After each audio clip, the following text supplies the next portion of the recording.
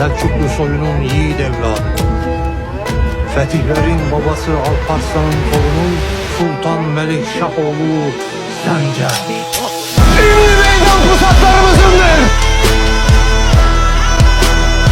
Bugün zağlı kılıçların, katı bileklerin, cesaretle çarpan yüreklerin günüdür.